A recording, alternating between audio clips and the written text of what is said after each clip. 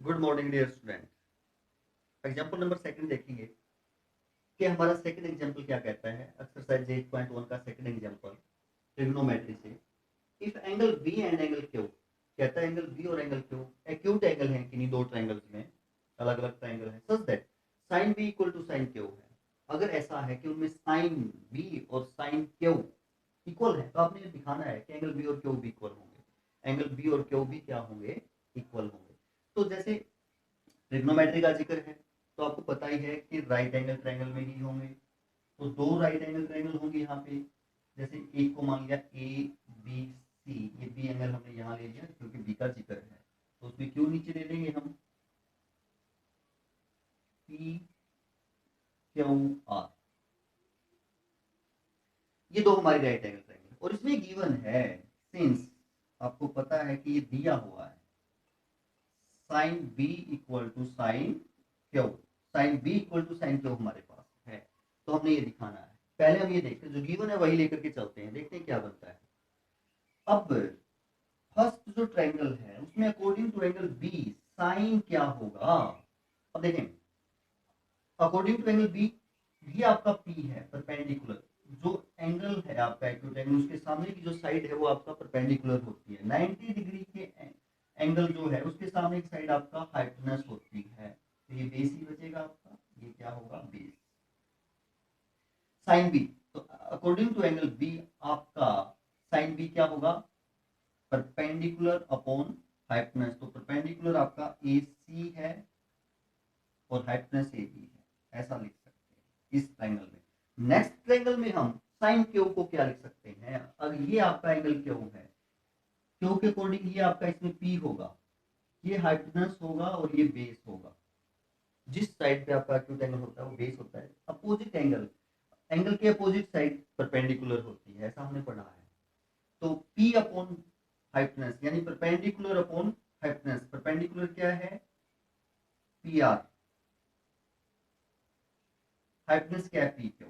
तो आप ऐसा लिख सकते हैं, ये आप वहां से प्राप्त कर सकते हैं जो गिवन है। हम ऐसा करेंगे अब कि जो आपकी ट्रायंगल फर्स्ट है उसकी दोनों साइड ऊपर रखते हैं। उसका कारण है क्योंकि जब हम आगे यूज करेंगे तो दोनों साइड इसकी हमें कन्वर्ट करनी पड़ेंगी इस ट्रायंगल की दोनों साइड में, इसलिए हम यहाँ इसकी दोनों साइड ऊपर रखते हैं। और ये रेशियो इक्वल है, ये रेशियो क्या इक्वल है, अगर जैसे मैं कहूँ कि 2/8 किसके इक्वल है, 4/16, ये भी 1/4 है और ये भी 1/4 है ना।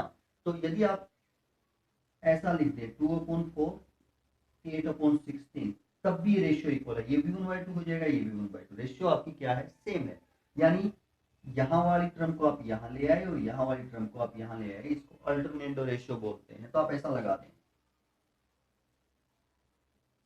AC upon P R A B upon P Q, ऐसा हो जाएगा। यानी हमारे पास ये दोनों ट्रायंगल की, फर्स्ट ट्रायंगल की दोनों साइड हमने ऊपर कर दी, ठीक है जी, कर लिया। मान लिया कि दोनों के इक्वल हैं, ये दोनों किसके इक्वल हैं, के। हम करना क्या चाह रहे हैं, हम इस ट्रायंगल को और इस ट्रायंगल को सिमिलर प्रूव करेंगे। हम दोनों ट्रायंगल को क्या प्रूव करना चाह रहे हैं, सिमिलर। और यदि कोई दो ट्रायंगल सिमिलर हैं तो उनकी कोरस्पोंडिंग साइड की रेशियो से सिमिलर करेंगे तो कोरस्पोंडिंग एंगल सेम होंगे, कोरस्पोंडिंग एंगल क्या होंगे, सेम होंगे। ये सिमिलरिटी में हम पढ़ सकते हैं और ऐसा हम पढ़ेंगे अगर सिमिलर हैं तो देखें ये क्या रहेगा, आपने इसको के मान लिया तो यहां से AC अपॉन पी आर भी के इक्वल है, A B upon P Q भी के इक्वल है। तो आप यहां से ऐसा लिख सकते हैं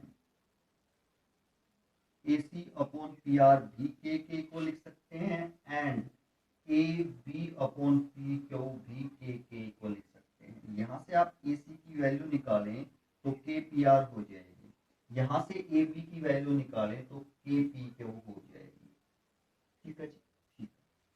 अब हमारे पास दो साइड की रेशियो तो है, ट्रायंगल की दो साइड की रेशियो तो है। तीसरी साइड की ओर देखेंगे, A B upon P Q AC upon P R है। अब हमें BC ये रेशियो चाहिए,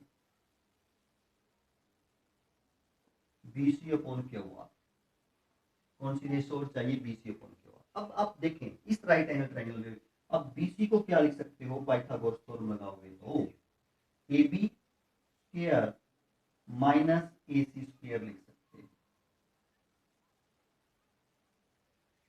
क्यू आर के स्क्वायर को इसमें पाइथागोरस थ्योरम से क्या लिख सकते हो, क्यू आर को square root Q R P Q square minus P R square, ऐसा लिख सकते हैं। BC upon Q R square root, हमारे पास यहाँ से AC की भी वैल्यू है, AB की भी वैल्यू है, वो यहाँ रखेंगे, इसलिए हमने वहां से निकाली थी। AB की जगह हम लिखेंगे K पी क्यू, तो स्क्वायर हो जाएगा K square P Q square minus AC की जगह हम क्या लिखेंगे K पी आर, तो K square P R square upon square root P Q square minus P R.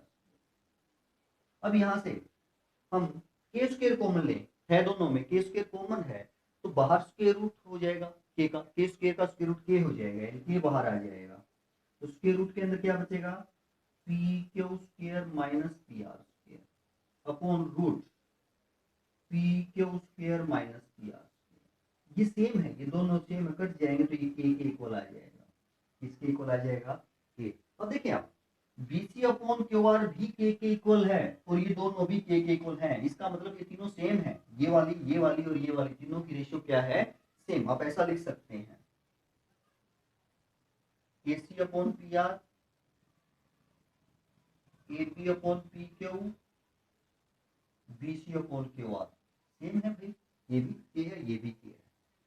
तो ये क्या आया हमारे पास, ये ऐसा आ गया कि ट्रायंगल ABC और ट्रायंगल PQR की कोरस्पोंडिंग साइड की रेशियो, कोरस्पोंडिंग देखो AC upon PR AC upon PR ratio है, AB upon PQ AB upon PQ ये भी एक रेशियो है, और BC upon QR BC upon QR ये भी एक रेशियो, और तीनों रेशियो इक्वल हैं।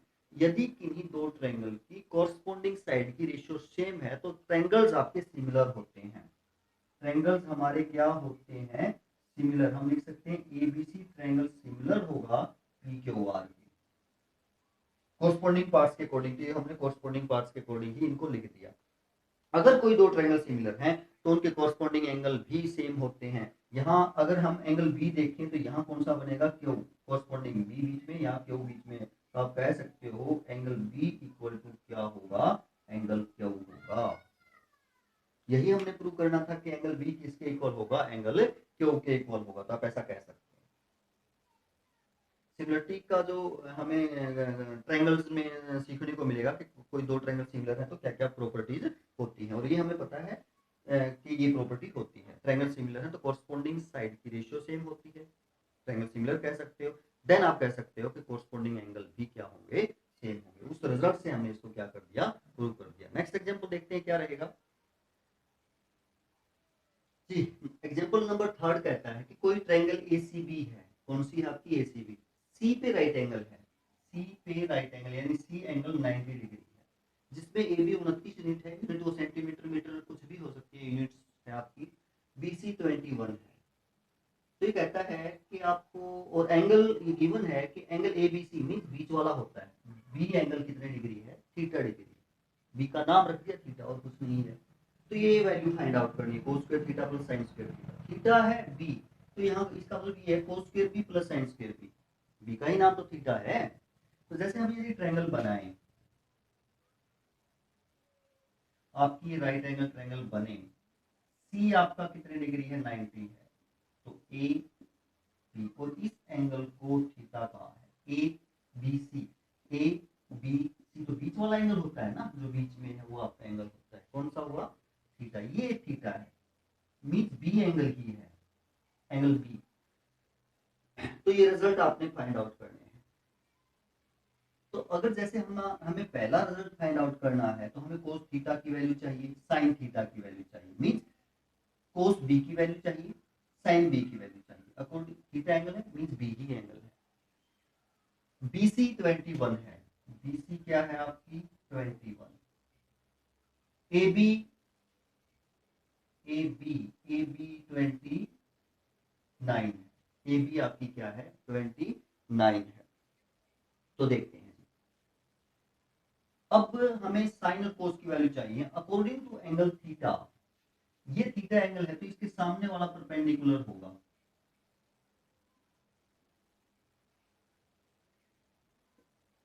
ये परपेंडिकुलर होगा। 90 डिग्री के सामने की जो साइड है वो आपका हाइपोटेनस होती ही है, ये आपका हाइपोटेनस, इसका मतलब ये आपका क्या होगा बेस होगा। वैसे भी जिसपे आपका एक्यूट एंगल हम बना हुआ होता है वो आपका बेस होता है। हमें कोस स्क्वायर थीटा की वैल्यू चाहिए, तो इन सभी की वैल्यू के लिए, साइन की वैल्यू के लिए या प्लेन की वैल्यू, हमें परपेंडिकुलर भी तो चाहिएगा ना, जैसे साइन की वैल्यू परपेंडिकुलर अपॉन हाइपोटेनस होती है। तो आप इसमें पाइथागोरस थ्योरम लगाएं। हम इसमें क्या लगाएंगे पाइथागोरस थ्योरम और AC निकालेंगे। देखते हैं अब होगा क्या। पाइथागोरस थ्योरम से हम इसको देखें तो AB का जो स्क्वायर है वो होगा BC square plus AC square होगा जी, होगा। हमें निकालना क्या है AC। मैं इसको इधर ही रखता हूँ AC स्क्वायर को, AB square minus BC square, इसको इधर ले आए। AC square equal to AB square क्या है आपका AB 29 है माइनस BC 21 है।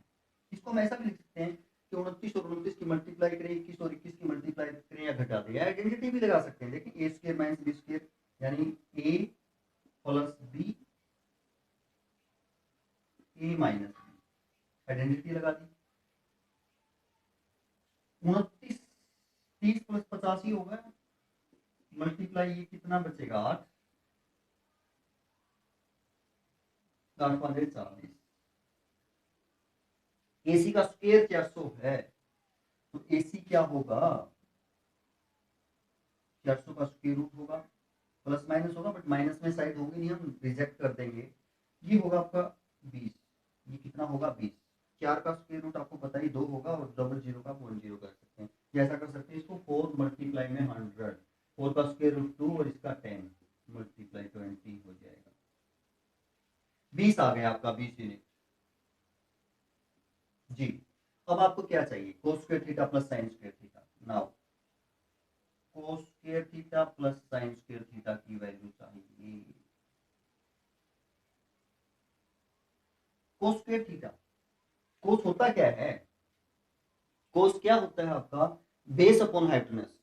अब थीटा के अकॉर्डिंग, एंगल थीटा के अकॉर्डिंग बेस 21 है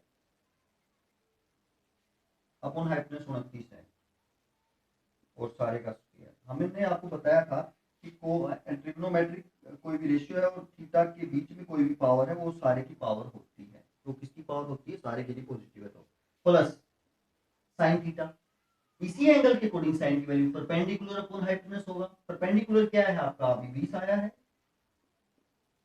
29, 29 और 29 की मल्टीप्लाई आपको पता ही है 841 होगी, 29 हाँ 841 होगी।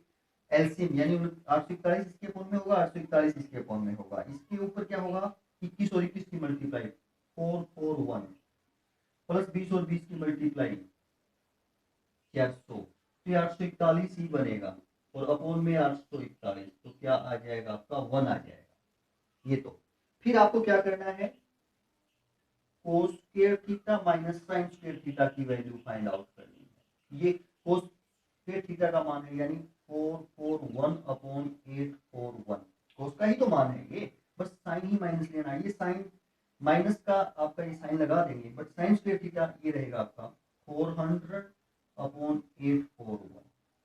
841 आप एलसीएम ले लें, 841 हम क्या ले लें एलसीएम, तो ऊपर वाले सेम ही आ जाएंगे, 441 माइनस 400 यानी 41 अपॉन 841, ये इसकी वैल्यू आ जाएगी, ये इसकी क्या आ जाएगी वैल्यू आ जाएगी।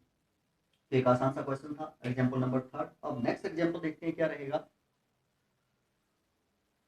एग्जांपल नंबर 4 है कि कहता है कि कोई राइट एंगल ट्रायंगल है एबीसी, आपकी राइट एंगल ट्रायंगल एबीसी है और किस एंगल पर राइट एंगल है बी पर, यानी बी 90 डिग्री का एंगल है और ये कहता है कि वहां tan a की वैल्यू 1 है, उस ट्रायंगल में टेंजेंट a की वैल्यू 1 है।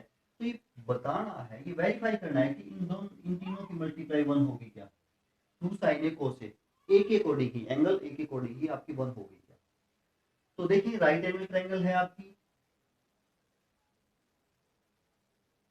A B C, B 90 degree का दिया तो हम ले लेते हैं, ए एक्यूट एंगल पे तो इधर ले लेते हैं, इस एंगल से हमें सी से हमें कोई मतलब नहीं है, ए से मतलब है और बी से मतलब, बी 90 का है, ये आपका एक्यूट है। आपको पता ही होगा ये हाइपोटेनस होगा 90 डिग्री के सामने की साइड जी। एक्यूट एंगल जो हम लेते हैं, जो आपका डिफाइंड किया हुआ है, उस एंगल के जो अपोजिट साइड है वो आपकी क्या होगी, परपेंडिकुलर पी हो, तो ये आपका बेस होगा, ये हमारा क्या होगा, बेस। नाउ टेंजेंट ए, ये गिवन है कि टेंजेंट ए 1 है, रेशियो 1 है। टेंजेंट होता क्या है, अगर मैं ये कहूं कि यहाँ टेंजेंट 1 है और हम देखें कि टेन क्या होता है, हमने सिर्फ 10 लिखे हैं, तो पी अपॉन बी होता है, पी अपॉन बी, यानी टेंजेंट ए क्या होगा फिर, ये तो टेंजेंट होता है, कोई भी टेंजेंट किसी भी एंगल के लिए पी अपॉन बी होता है, बट ए के लिए यहां देखें कि एंगल ए के लिए क्या रहेगा, पी क्या है आपका, B C upon A B, ये है। अब टेन की वैल्यू 1 गिवन है, टेन की वैल्यू 1 गिवन है, तो ऐसा हम लिख सकते हैं कि B C upon A B इसके इक्वल है 1, 1 अपॉन 1 कर सकते हो, क्रॉस मल्टीप्लाई करो, जो गिवन है वही ले रहे हैं हम, तो हमें ये मिला कि बी सी किसके इक्वल है, ए बी के इक्वल, बी सी किसके इक्वल है, ए बी के इक्वल है, तभी तो रेशियो 1 होगी। अगर ये दोनों ही इक्वल हैं और आपका टेन पी अपॉन बी होता है, अगर ये दोनों इक्वल है तो रेशियो 1 होगी ना, ये रेशियो 1 आई हुई है, तो इससे हमें मिला कि ए बी किसके इक्वल है।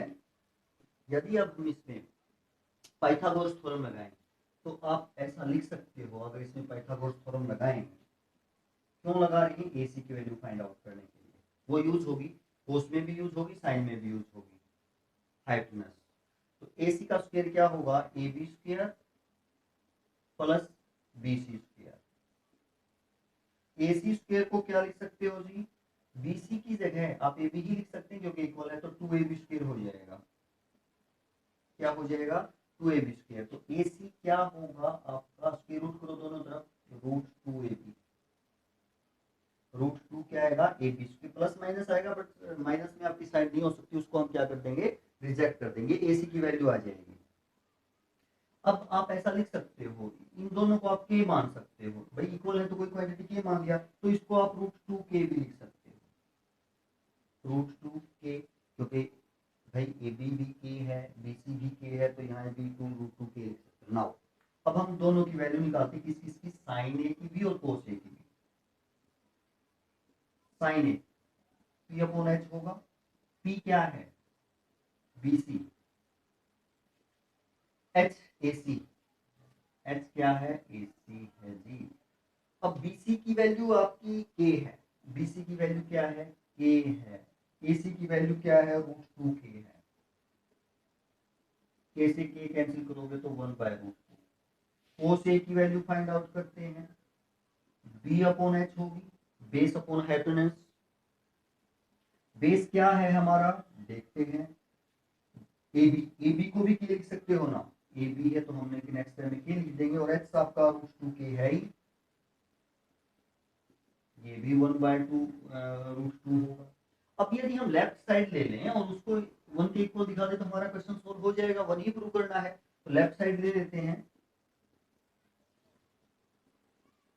2 साइन ए कोस ए, 2 मल्टीप्लाई में साइन, साइन की वैल्यू 1 बाय रूट 2, कोस की भी वैल्यू आपने 1 बाय रूट 2 फाइंड आउट की है, तो ये हो जाएगा 2 1 और 1 की मल्टीप्लाई 2, इसके फॉर्म में 1 है, 1 रूट 2 और रूट 2 की मल्टीप्लाई 2, रूट 2 और रूट 2 की मल्टीप्लाई 2 होती है, 1 के साथ करोगे यही, तो 1 आ जाएगा, 1 ही तो आपकी राइट साइड है, तो आप कह सकते हो कि ये आपका इक्वल है राइट हैंड साइड के। तो इस प्रकार ये आसान सा क्वेश्चन था, हमने कर दिया, कर पाए हम इस क्वेश्चन को। नेक्स्ट क्वेश्चन देखते हैं, हमारा एग्जांपल नंबर 5 क्या कहता है।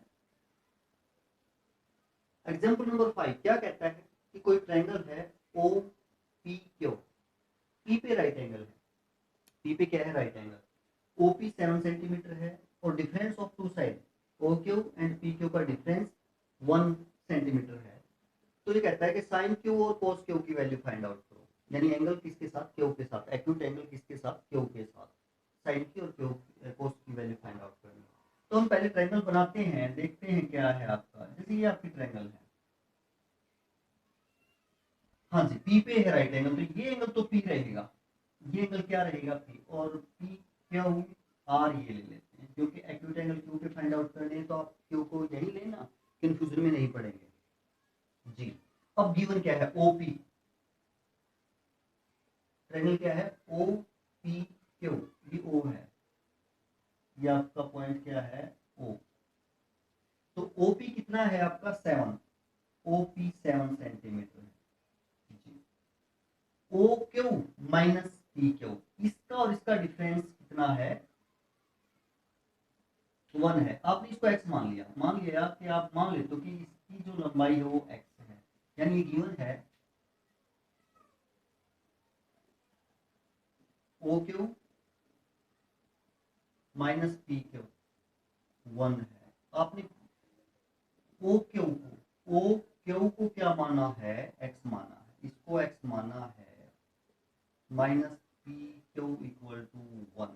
अब पी क्यू को इसको x माना, तो पी क्यू की वैल्यू फाइंड आउट कर ले। यहाँ से पी क्यू की जो वैल्यू है क्या होगी, पी क्यू को आप उधर ले जाएंगे, 1 को इधर ले आए, तो पी क्यू को इधर लेके जाएंगे प्लस का हो जाएगा, 1 इधर आके आपका माइनस का हो जाएगा, यानी ये पी क्यू की वैल्यू हो जाएगी x माइनस 1। कहने का मतलब ये हुआ, अगर इन दोनों का डिफरेंस 1 है और ये x है, ये तो x माइनस 1 ही होगी, क्योंकि इसमें से घटाओगे तो डिफरेंस 1 ही आ जाएगा ना जी। देख लो, इसमें से आप घटाओ ये तो 1 आना चाहिए, ब्रैकेट खोलोगे तो ये माइनस का ही प्लस का ही कट जाएगा, 1 आ जाएगा, इस प्रकार होगा। अब हमें पाइथागोरस थ्योरम लगाएंगे, x की वैल्यू फाइंड आउट करेंगे तभी तो आप ये फाइंड आउट कर सकते हो। पाइथागोरस थ्योरम लगा लो सर इसके अंदर, यानी ऐसा होगा ओ क्यू, हाइपोटेनस है आपका, हाइपोटेनस का square base, according to Q base आपका पी क्यू का स्क्वायर प्लस पी ओ का स्क्वायर, पी ओ का स्क्वायर, ओ क्यू क्या है आपका x है, तो x स्क्वायर हो जाएगा, पी क्यू x माइनस 1 है तो x माइनस 1 का स्क्वायर हो जाएगा, प्लस ओ पी 7 है, 7 का स्क्वायर हो जाएगा जी, X square plus equal to है, प्लस नहीं है इक्वल, यहाँ आपका आइडेंटिटी लगाएंगे हम, x माइनस 1 का square, A square minus 2ab plus B square, A square plus B square minus 2ab, और प्लस का साइन और ये इसका स्क्वायर 49, एक्स स्क्वायर को आप इधर लेके आएंगे, ये प्लस का ही माइनस का हो जाएगा तो कट जाएगा आपका, तो एक्स को आप बराबर के इंसान से इधर ले आओ, प्लस का हो जाएगा और इधर 50 बचेंगे और x इक्वल टू 25 हो जाएगा, यानी ये आपका 25 है, ये आपका 25 है, तो 25 माइनस 1 ये 24 होगा, ये क्या होगा 24। अगर ऐसा है तो अब हम साइन क्यू देखें, साइन क्यू, अब आपको पता है साइन क्या होता है, साइन आपका परपेंडिकुलर अपॉन हाइपोटेनस होता है, परपेंडिकुलर अपॉन हाइपोटेनस। तो यदि हम देखें क्यू के अकॉर्डिंग परपेंडिकुलर कौन है और हाइपोटेनस कौन है, अगर ये आपका एंगल क्यू है, एक्यूट एंगल, इसके सामने परपेंडिकुलर होगा ना, तो परपेंडिकुलर पीओ है, हाइपोटेनस ओ क्यू है, तो क्या बनेगा पीओ 7 ओ क्यू 25, ये बनेगा sine Q. Cos Q, cos वैसे होता है base upon hypotenuse, according to Q base क्या है, पी क्यू है, बेस क्या है पी क्यू, हाइपोटेनस तो आपका वही रहेगा ओ क्यू, यानी 24 अपॉन 25, तो ये दोनों वैल्यू आप फाइंड आउट कर पाओगे। यानी करना कुछ नहीं है, बस सिर्फ ट्रिग्नोमेट्री में हमें ये ध्यान रखना है इस टाइप के क्वेश्चन करते हुए कि अकॉर्डिंग टू जो एक्यूट एंगल आप लेते हैं ट्रिग्नोमेट्रिक रेशियो के साथ, जिस भी रेशियो के साथ, उसके अकॉर्डिंग बेस क्या होगा, परपेंडिकुलर क्या होगा, और वो रेशियो आपका होता क्या है, यानी जैसे साइन है तो परपेंडिकुलर अपॉन हाइपोटेनस होता है, कोस है तो बेस अपॉन हाइपोटेनस होता है, और वो आपका जो एक्यूट एंगल है उसके अकॉर्डिंग कौन सी साइड आपकी परपेंडिकुलर होगी, कौन सी साइड हमारी बेस होगी, इतना इतना हमें ध्यान रखना है और आपके क्वेश्चन बिल्कुल आराम से होते जाएंगे और आप कर पाएंगे। तो आशा है कि आपको समझ में आया होगा। करते रहिए आराम से और आगे बढ़ते रहिए। धन्यवाद।